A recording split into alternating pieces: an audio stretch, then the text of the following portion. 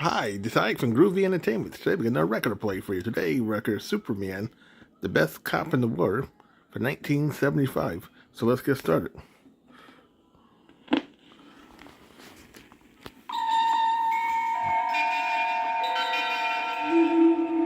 Superman's Fortress of Solitude stands Kandor, the city in a bottle, stolen and miniaturized by a space pirate before the explosion of the planet Krypton. In this controlled environment, 1 million microscopic inhabitants keep the towering civilization of Superman's native world alive. Standing at the podium before a capacity audience in the city's civic center is Dar-Vom, Kandor's Commissioner of Science Police. To the annual Science Police Awards ceremonies. To present the decorations for outstanding officers of the past year, I am privileged to present a man whose visits from the outside world are not nearly often enough. Kal-El, known to most of the galaxy as Superman. Thank you, fellow Kandorians. The job of being a Superman is very different from being a policeman.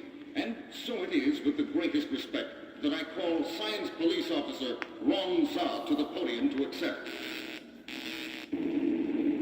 Look, a man with a gravity gun. Hello, are you all right? Thank the fates you ducked in time. I'm going to do more than that, Ron Zod.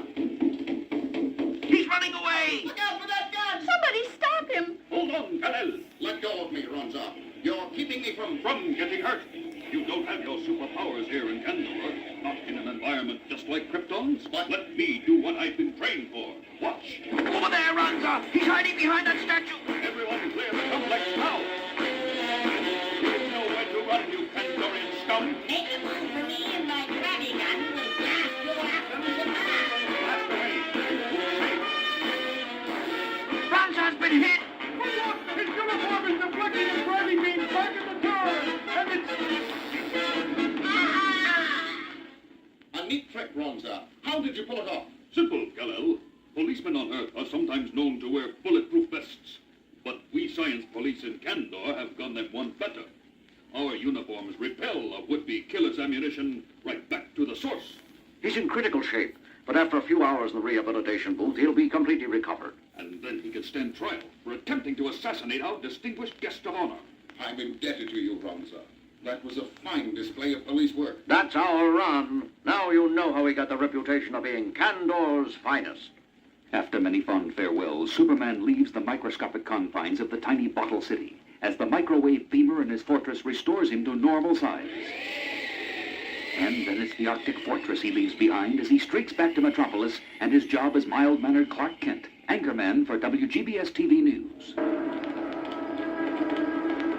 Okay, Clark, let's go over it again.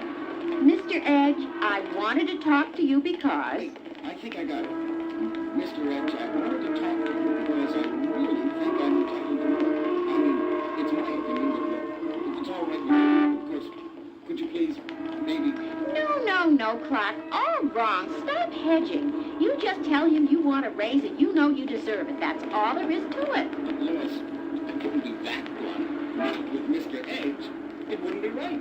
Sometimes, Clark, I wonder why I even bother with you at all. That plane's in trouble! The engines are on fire. It's out of control! Oh, my gosh, Clark, it's going to hit the Galaxy building. Can't anybody do something? I can. I'm not standing around here.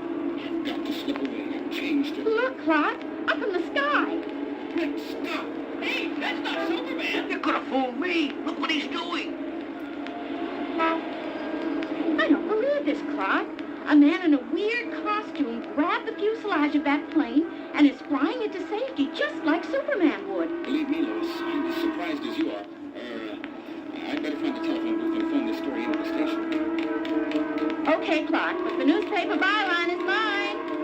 But instead of finding a phone, Clark Kent finds a deserted alley, and a heartbeat later the soft-spoken reporter sheds his clothes to become the mighty Man of Steel himself. Superman! And a few moments later, at Metropolis Airport, an astounded ground crew has watched an amazing demonstration. Sure. I look like Superman, but you sure operate like him. You rock that twin-engine carbine on your shoulders and put out the flames with super breath just like a real pro. Yeah, but if you're not Superman, who are you, buddy? I assure you my name is not Buddy. His name is Ron Zod, gentlemen. Superman! For real? Greetings, Kal-El. I knew it wouldn't take you long to find me. You and I have some things to discuss, Ronzar. What do you say we talk in private? About 50,000 feet up? After you.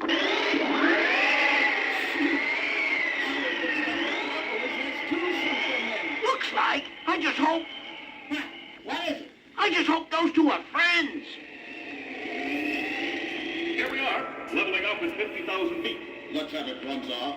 Why have you followed me to the outside world? Because in Kandor, I'm the best there is. You gave me an award that says so. But what does a superior city like Kandor need with an expert crime fighter? You were born and trained there. That's where you belong. I belong here on Earth, too. This planet is a mess, Kal-El. With Kryptonian superpowers along with my training, I'll be a super cop. But you know nothing about superpowers. I've had them since I was a baby, and even I make mistakes sometimes. That's because you're an amateur and I'm a professional. What are you flying off to? I've got work to do. Come to show you what superpowers and training can do. Over the next several days, Ronza of Kandor tries to prove his boast as the people of Metropolis and the world take notice. This is Clark Kent with a WGBS TV News summary. The mysterious Super Cop continues to dominate the headlines. Today, he issued summonses to 36,000 jaywalkers, and he heat-beamed the engines of 12,000 cars he claimed were polluting the air too much. Several days ago, he said that since most crimes occur in the nighttime hours, people would need a special pass from him to walk the streets of Metropolis after 9 p.m. WGBS reporter Jimmy Olsen filed this report on today's demonstration against the curfew. Here on the left bank of the Metropolis River, over 15,000 marchers have shown up for this demonstration against the rules laid down by... A new development. The Super Cop has entered the scene. He seems to be... Yes, he's coming over here. I'd like to make a statement. My audience is yours. I'd like Metropolis to know there will be no more demonstrations against any laws issued by me.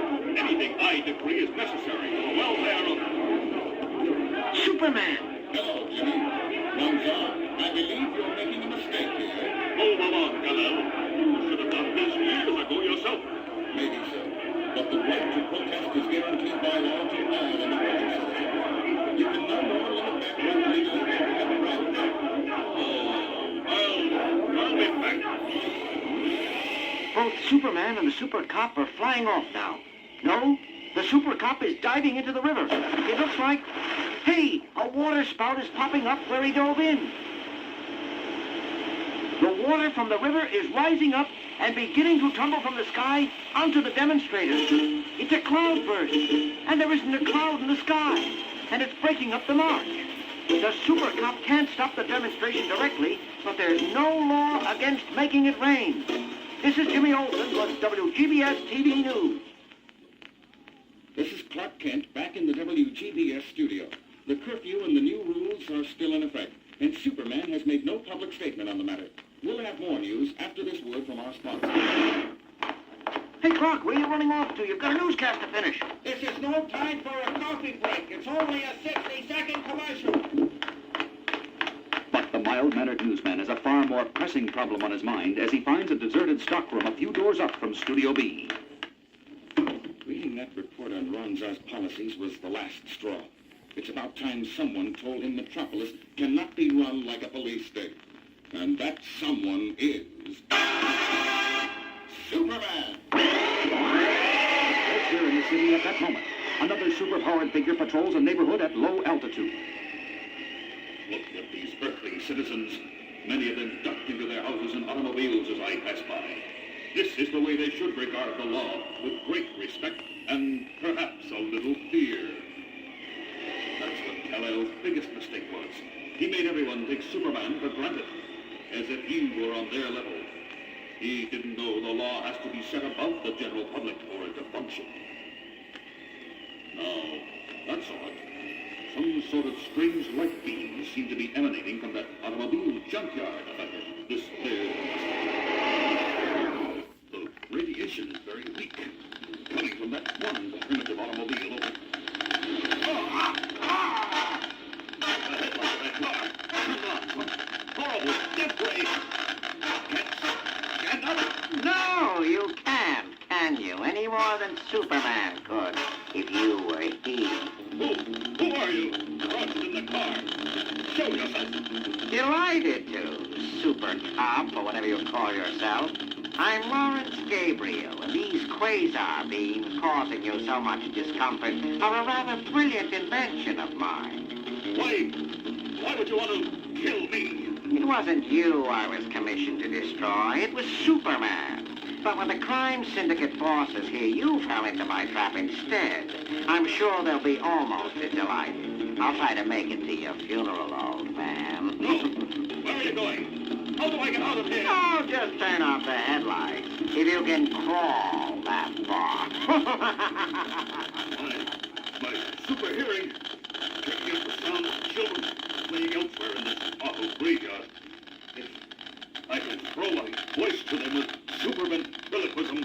And elsewhere in the large junkyard, Found you, Joey. Your shirt was sticking out behind the door. You did not. You didn't see me until after I... Attention! This is Ronza of the Science Police. Where's that voice coming from? From nowhere? I need your help, boys. Please come to the northeast corner of this junkyard. Immediately. It's one of that creepo super cop's tricks. I don't know about you, but I ain't getting caught. Me neither. Maybe he passed a law says you get the electric chair for playing in junkyards. I'm done for. Little children are afraid to come near me, even when I'm helpless as a fish. Maybe Kal-El was right.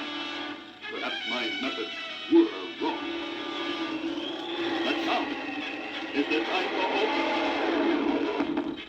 Kal-El! Now I know why they call you Superman. No time for that. The switches in this car are rusted and useless. I'll have to help the owner of this junkyard by washing this particular car for him. Superman, Kal-El, you saved my life. How can I thank you? By doing your duty to your people, our people, in Kandor.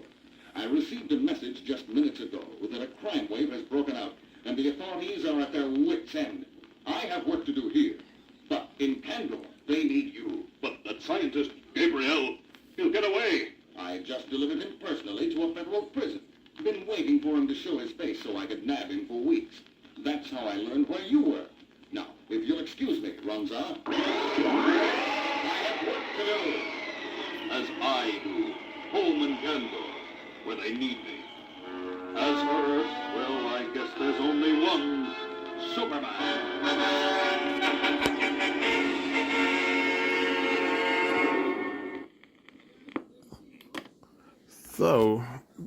So that was the best cop in the war for 1975. So if you like, subscribe, share, and comment, and have a groovy day with another video coming out real soon.